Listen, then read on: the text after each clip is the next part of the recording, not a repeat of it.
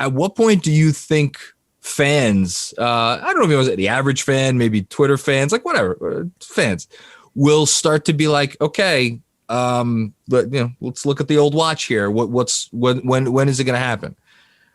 Good question.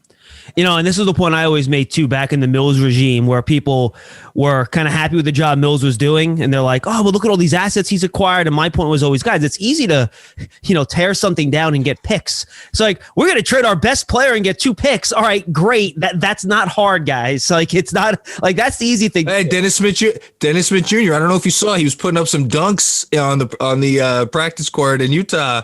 Very nice dunks. I'm sure it'll help him in game situations. Hey, John, I'm not sure you heard, but he's reworked his jump shot, and he's had the best offseason of his life, by the way. It's amazing. Lost 10 pounds. It's fantastic. He's doing great.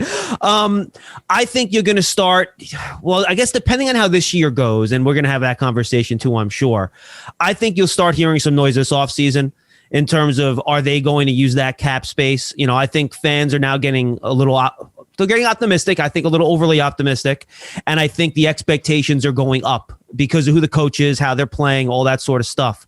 So I think you're going to start seeing that now, to be quite honest with you. Even at the trade deadline this year, I think there's a group of fans. I don't think the smart ones, but I think there's a group of fans that want them to try to trade for a Buddy Hield or someone like that to just add some shooting to that's my reaction too, to see if these fans could, see if the team can add some shooting and try to make like a little run this year, maybe get like the 6th seed or something like that. Now, I don't think they're going to do that, but I do think, as Julius Randle shows, that maybe he is a number 2 on a good team, and maybe RJ Barrett keeps shooting the way he is. We'll see.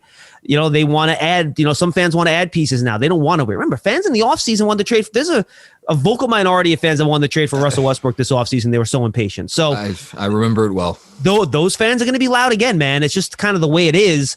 And I think not a lot of people follow as closely as we do. This is what I've learned. We cater to the hardcore fans, right? The fans on Twitter that constantly comment about the Knicks are the hardcore fans.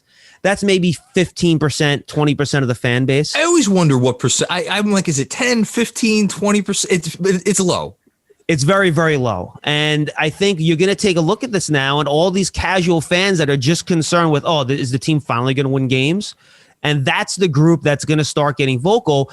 And if the team stinks, they're going to tune it out. They're not going to care about them. But as the team improves and people start paying attention more, they're going to tune in a little bit, and they're going to start be like, all right, well, we need to make a move. I'm going to give you a quote. This is from a political reporter that I follow, but this is something, and this is it, but it's not politics related. It's Twitter related. Okay. This is the quote. Let's not forget, Pew Research found that of the fewer than 50 million U.S. adults on Twitter, only 6% of those Twitter user accounts account for 73% of the tweets. And that's about politics. So I'm sure sports is smaller than that. That means fewer than 1% of Americans are frequently weighing in about politics on this platform. And you can imagine that's a much smaller percentage for sports. So when you don't judge the fan base solely by Twitter, because it's never going to be accurate. Yeah, it's really well put and wisely pointed out. So here's the question that, again, I'm kind of just going off of what you're saying. Here's a question that I have, because I think there's 2 conversations that the front office could potentially be having. One is, and this is the thing I think that I was most concerned about, and what I hoped that they were most concerned about all offseason, we just need to not be a laughing stock anymore. We need to avoid the daily or weekly whatever segments on the Jump, where Rachel Nichols and whoever else is like, hey, let's see what stupid thing the Knicks do, or let's try to make it out like the Knicks may be doing something stupid. LOL Knicks, that you got to avoid that. Yeah, no, it's LOL Knicks, right? Yeah. So let's make sure we're not that butt of jokes anymore. And I think thus, and then this could always change, right? It only takes one 5-game losing streak, and rumored players are starting to grumble about Tibbs, this and that. It only takes one, right? For now, they've escaped that. The other part of it, and I think this is what you just mentioned, is, okay, in the NBA, the best path to winning is winning. And I think there is a line of thought that not necessarily going out and making a foolish trade, right? Like if they went and traded, again, not that they would do this, but like traded Emmanuel quickly for Buddy Hield or something like that. Again, that's a ridiculous example because they're not going to do that. But like the type of trade that like I feel like, you know, we heard rumored that some within the last front office wanted to do, like, let's go get D'Angelo Russell, right? I think there's dumb things, but then there's buy low opportunities, which is I think what they did this offseason. And maybe there may be a buy low opportunity because they have all this cap space before the trade deadline that does improve them, does maybe give them a better chance to make a run for the playoffs. That obviously takes away from the, you know, possibility or higher possibility of tanking for a better pick at the end of the season.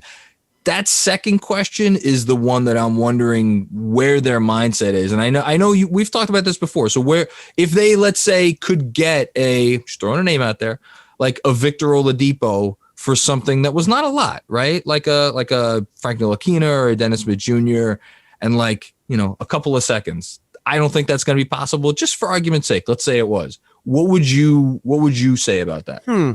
If it's that little and you're looking at like 2 2s and a Dennis Smith Jr. to get the upper hand on signing somebody like Oladipo after the season, yeah, I'd be willing to do something like that. I had Seth Partnow on the show, and I asked him how he thinks the Knicks could best use their cap space at the trade deadline, and he made the point that he thinks maybe the best way the Knicks can go about this year is to get a kind of get ahead of free agency a little bit. So acquire a player now that's at the level of a player you could have gotten in free agency, but get him now. You know, maybe a team is trying to dump a $12 million a year player because they want to clear cap space or, you know, save money on their salary, whatever. You get that player now, and you're not getting him for this year per se, but you're getting him to help the team in future years. So, yeah, I'd be okay with that. I would not be willing to trade for a player that's a free agent after the season and give up a first-round pick. That I would not be willing to do. But I think if you're getting someone that can help you long-term and you're not giving up something of tremendous value, I'd be willing to do something like that. Yeah, no, I'm with you. I think, look, and there's like, where's the line, right? Like if you could trade that there's that 2023 Dallas pick, which again, look at what's going. Maybe Dallas isn't the given that I know I profess them to be. You know, who knows? I think there's, again, potentially dicey questions, but I think in general I agree with you.